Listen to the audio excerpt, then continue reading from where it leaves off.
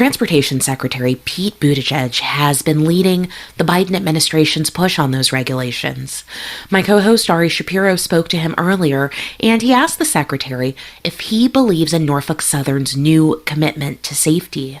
Well, I appreciate the steps that they have committed to so far, but the biggest thing that I have asked them to do is to change course in resisting regulation. They and the entire freight railroad lobby have fought tooth and nail year after year on stricter standards.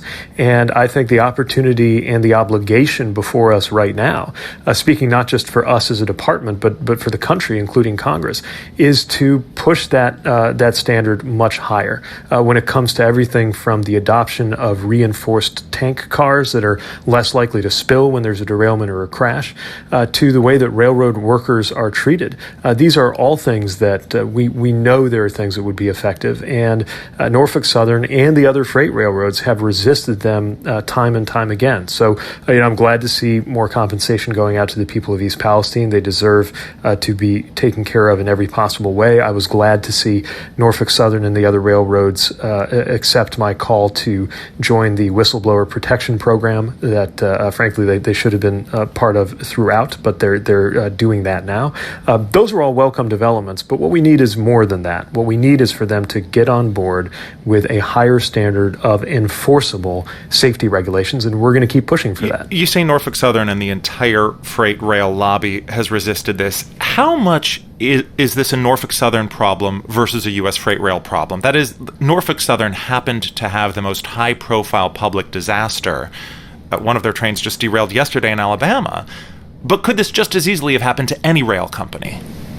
Well, we're taking a close look at Norfolk Southern specifically and have launched a supplemental review of their safety practices and safety culture. But the reality is all of the major railroads, what are called the Class 1 freight railroads, have these problems and have a much higher rate of accidents, derailments, crashes, injuries, and other issues than I think most Americans are aware of. There's also a small number of these railroads, really 7 of the major players here who account for a lot of the traffic and a lot of the power within the railroad industry. You don't have reason to believe that Norfolk Southern is significantly worse than the others? Well, again, if we find anything additional in our stepped-up review, that will lead to specific actions with regard to Norfolk Southern. But I would say that across each of the major Class 1 freight railroads, if you look at violations, if you look at derailments, you're going to see broadly comparable numbers. You said that right now there's a lot of momentum for positive change, but as we know, the country has a short attention span, and the process to implement new rules and regulations is long and winding and often influenced by industry. How do you make sure that this process doesn't get so drawn out that by the time something gets implemented, the rest of the country is no longer paying attention and industry is having the same impact it's had in the past? Well, that's one of the reasons we've been working these kinds of issues before, during, and after their moment in the public spotlight. On railroad safety, for example, stepped up audits and improved regulations on things like a minimum crew size. Those are things we were working on when we got here as an administration. These added things are things we're going to push on, and we're going to keep pushing, even if the coverage dies down, because it's the right thing to do. The same. Is there way a way that to cut through the red tape, though? I think there can be. Look, we are subject to a lot of procedural requirements that slow down the process of things like creating a new regulation.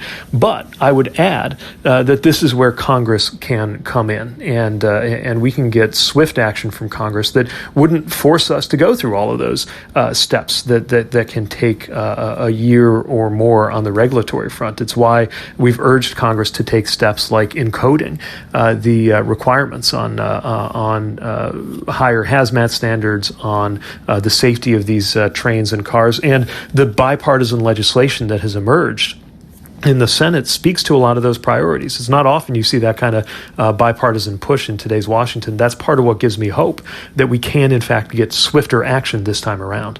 You look at the action in Congress. On the one hand, you see lawmakers from both parties saying Norfolk Southern needs to do better. On the other hand, you see both parties trying to score political points from this situation. What do you think the actual likelihood is of Congress passing the kind of bill you're talking about?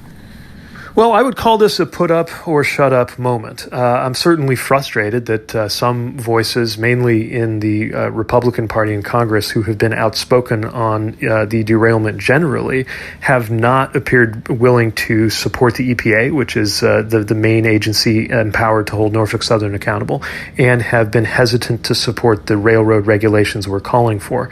On the other hand, there are Republicans and Democrats joining on this legislation in the Senate. And again, I think that's not a small thing. To me, if that continues, along with continued push from our administration, which you can count on, and continued public pressure, I really think that big things are possible right now. And frankly, we simply have to.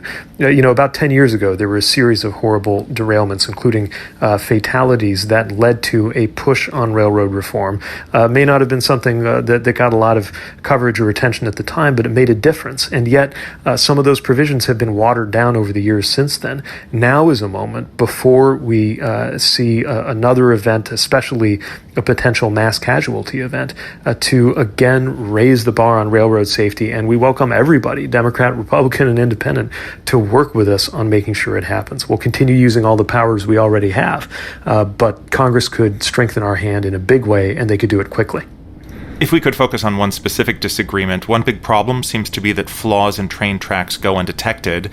But there's disagreement over whether you need humans to walk miles of rail to spot defects or whether some of this can be automated. You have advocated for human inspectors. Why isn't this something where good modern technology can do the job better than a fallible human pair of eyes? Well, we think this should be a both-and, a belt and suspenders approach. We have never acted to block or delay the use of these technologies, including camera technologies and automated technologies. We think they are a great supplement to the human inspections that are also a very important part of the safety process. Where we start to diverge from the railroad industry is when they say things that make it sound like they're calling for the use of technology, when actually what they're asking for is to withdraw the human factor while that technology is being deployed. We are very much about making sure we do everything at the same time. And over time, they can continue to demonstrate the effectiveness of these technologies. But to date, I am not satisfied that you can simply remove traditional inspections. I would rather see both happen at the same time. You've said that you made a mistake by not visiting the site of the crash earlier. The Guardian, a left-leaning newspaper, said your decision to wait 3 weeks, quote, recalls the incompetence of FEMA during Hurricane Katrina. So what do you think you need to do now to regain trust going forward? Well, let me be very clear. Our department responded to this issue in the first hours after the derailment. We were there from the beginning, and unlike those other cases that have been cited, nobody has pointed to a deficiency in terms of the readiness of this department, the presence of our staff, and the functional role that we had, making sure that the NTSB was supported and that the community was supported to the extent that was something our department did.